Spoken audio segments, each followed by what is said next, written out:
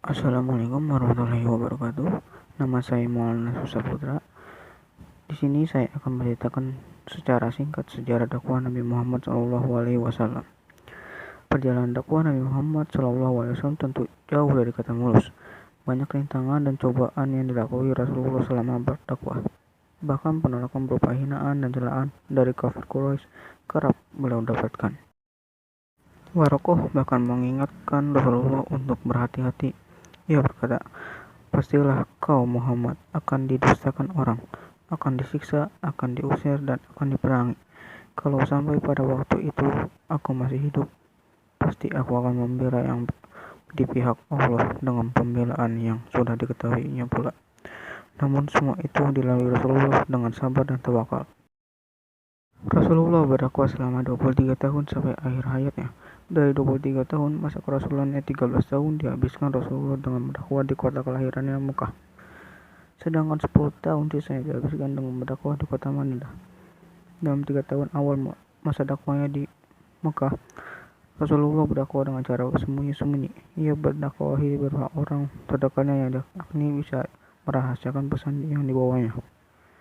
Adapun mereka yang pertama masuk Islam pada periode ini adalah Abu Bakar As-Siddiq, Umar bin Khattab, Utsman bin Affan, Ali bin Abi Thalib, Thalhah bin Ubaidillah, Zubair bin Awam, Abdurrahman bin Auf, Abu Ubaidah bin Al-Jarrah, Sa'ad bin Al-Waqqas, dan Sa'id bin Sabit. Orang-orang ini kemudian mendapat julukan As-Sabiqul Awwalun, itu orang-orang pertama masuk Islam. Nabi Muhammad terus melakukan dakwah secara sembunyi-sembunyi sampai kemudian turun wahyu Allah Subhanahu wa taala surat Al-Hijr ayat 94 yang berbunyi, "Fa asadda'u bima tu'maru wa rodo'an il musyrikin." Artinya, maka sampaikanlah olehmu Muhammad secara terang-terangan segala apa yang diperintahkan kepadamu dan berpalinglah diri dari orang-orang musyrik. Nabi Muhammad kemudian melakukan dakwahnya secara terang-terangan. Beliau mulai dakwahnya dari Bani Hashim, keluarga terdekatnya, namun hanya Ali bin Abi Thalib yang masuk Islam, dan pamannya Abu Thalib bersedia membela walaupun ia belum mau mengucapkan syahadat. Banyak kafir Quraisy yang menentang ajaran Nabi Muhammad SAW, termasuk paman Nabi sendiri, yaitu Abu Lahab. Mereka melakukan segala cara untuk menolak ajaran yang dibawa Rasulullah.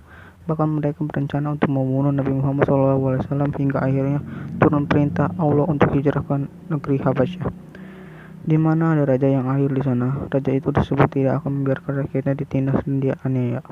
Namun kemudian turun lagi perintah dari Allah untuk hijrah ke kota Madinah. Kemudian Rasulullah beserta para sahabatnya hijrah ke Madinah dan membangun Masjid Quba. Masjid ini dijadikan sebagai tempat sholat dan tempat menyusun tugas-tugas dakwah. Pembangunan Masjid Quba berjalan dengan lancar dan Nabi Muhammad pun turut mengulurkan tangan dalam menyelesaikan pembangunannya. Itulah sejarah singkat dakwah Nabi Muhammad SAW di Mekah. Kurang lebihnya mohon maaf. Wassalamualaikum warahmatullahi wabarakatuh.